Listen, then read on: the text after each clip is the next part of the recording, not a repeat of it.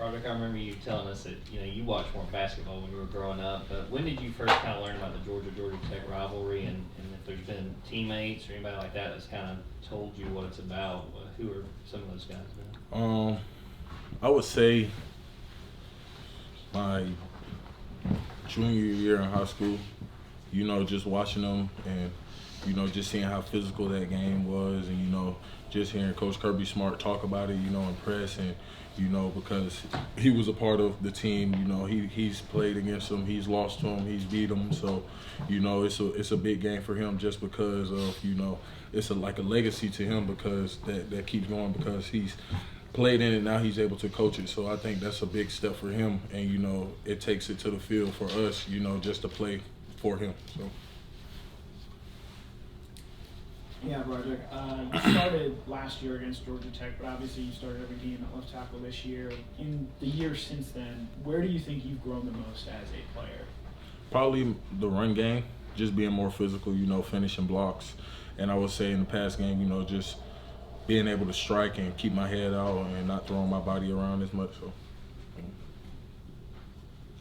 Coach Smart was in here a moment ago talking about Coach Monken. He's up for Assistant Coach of the Year. And one of the things we see from you guys is like an NFL style of offense. It literally looks like you can go to a lot of different plays and blocking. I mean, how tough is it to keep all that in your mind and be ready to just shift into so many different sorts of protections or leverages at the line of scrimmage? Just being able to come in and learn from the guys in front of me and just being able to take the coaching one step at a time, and just taking it with a grain of salt, because the game plans are immaculate. I trust the game plans, I just try and get my all to it. I trust Coach Monken's call, at the end of the day. He is a great offensive coordinator, and his game plan is always prepared, and, we just try and execute it to the best of our ability. So. Are there times, following up on that, when Stetson will call something, you kind of already see it like, oh yeah, I knew this was coming. Yeah. I see where we got the leverage. What's that feeling like knowing you got that upper hand on it? It's just a good feeling for me to just know that I'm able to look at the calls and know what play is being ran before Stetson even tells us. So sometimes I might go ahead and communicate it to say like what play it is, so he'll know. Already be trying to figure out the IDs and the points before Stet even come up. So, it saves time for the clock for Stet to see everything, the pressures that may come or anything that may come off, like as a pressure or a cat or a linebacker plug, anything, it just gives him a little bit of extra time, to see everything and call it out. Broderick, when we were talking to Coach Smart, he talked about the Georgia Tech defense, said they create a lot of havoc. What sort of stands out to you about the way they attack and some of the challenges they're going to present? They're just a physical football team, Like, watching them on film, you can just tell, like, they play with a passion. So you just got to be able to match their energy and, just play to the best of your ability, cut out on the mental errors and, just play football. Like, you really don't want to overthink it too much.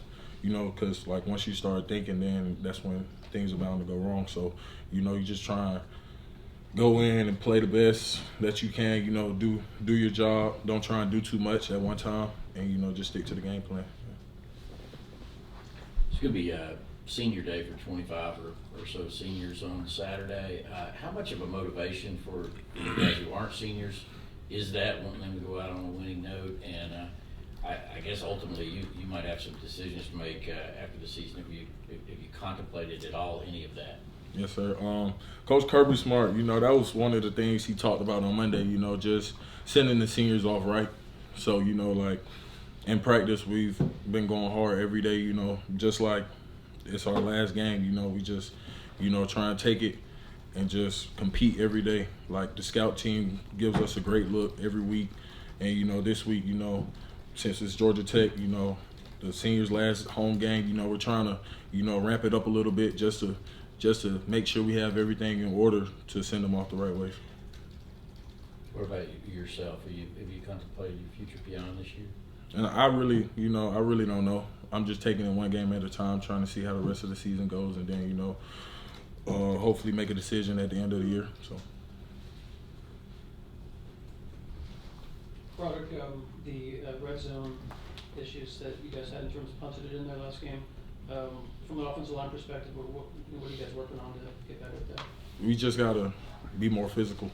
You know, like when they know we got to run the ball and we know we got to run the ball, we just gotta dominate. That's the end of it. You know, we just gotta out physical, out muscle them, and just, you know, be able to get what we need.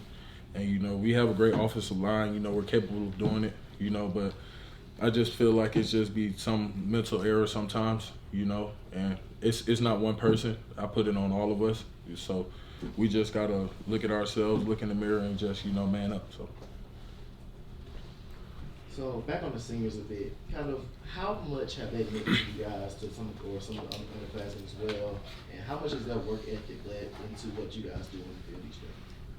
Man, the seniors, just when I was coming in, like, they were still, like, in my shoes how I am now, so, like, some of them. So, you know, like, the way I've seen multiple people grow, like, in their positions, like, it's just crazy because you don't think, like, it go by so fast. Like, you don't know really, like, it's fly, like, I can't explain it. Like, it just goes so fast, you can't think about what's going on. You just got to take it day by day, and the days go by so fast because the day, like, your whole day is already full. By the time you go to sleep and wake up and eat, you right back up here. So, you know, we just take it day by day, and just being able to watch them grow, you know, it makes me feel good because I know one day I want to be in their shoes, and just being able to help the underclassmen, you know, help them grow into a better football player, a better person off the field. And so I just look at it like that and just take it day by day. So, but they have a big impact on me too as well. So. You were asked earlier about the red zone offense. Going back to the Kentucky game, what sort of stood out to you from the offensive line perspective? What was sort of the issue in some of this? Can you ask the question again? Yeah, with the red zone offense, like you were asked a few minutes ago, from the offensive line perspective, what do you think the biggest issue was in that Kentucky game? I really couldn't even tell you because there's so much going on, you know, like timeouts to trying to figure out which play you want to run to getting out there and, you know, just making IDs and points and just figuring out where everybody's going, like communicating down the whole line to make sure everybody knows and make sure everybody's on the same page. You know, I believe that's all it was, you know, just probably it wasn't nothing technical, really nothing too major, just miscommunication. And you just said the scout team is giving you guys great looks. Have you gone up against Jalon Walker and Marvin Jones in practice a lot? And if so, where have they grown the most throughout the season? Jalon Walker, man, he reminds me of like a Adam Anderson getting off the ball. He's just so quick. And Marvin, you know, both of them are great players, you know, but you know how it is coming in, like I was coming in thinking I was going to play, sent me right to scout team. But it's great. It's actually like a learning experience, though, because you're going against the best players. Like you're going against the number ones, like, all the time. So you have no choice but to get better day by day. So we just, you know, like me when I was on scout team, you know, I just looked at it like that, you know, just trying to be the best I can be so I can work towards a bigger goal. But they're great players, you know. Marvin, you know, he comes in, works every day. He has great size, great ability. Jalon, he probably not as tall, but, you know, he packs a punch. So, you know, you better be prepared when you go up against him. You've talked before about, you know, it's nameless, faceless opponent who you're matching up against, and you talk about playing against great players. Where's your confidence level right now in yourself as a player in terms of, it doesn't matter who I'm playing against, I know I'm going to be able to get the best of the guy lining up across from me? You know, that's just the standard.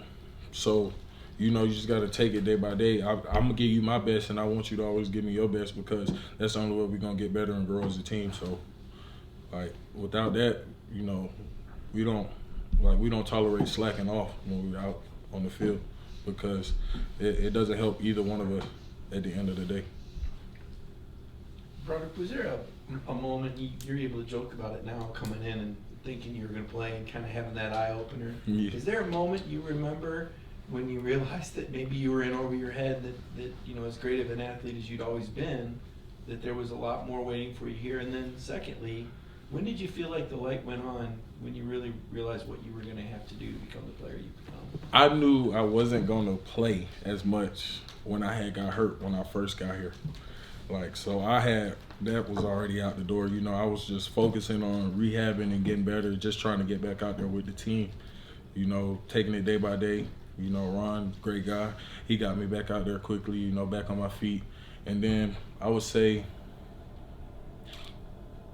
my sophomore, probably the summer of my sophomore year is probably when I just saw myself growing, like as a player on the field, you know, being able to get more reps with the ones and, you know, rotating with Jamari. That's when I probably knew like I would be able to play a little bit.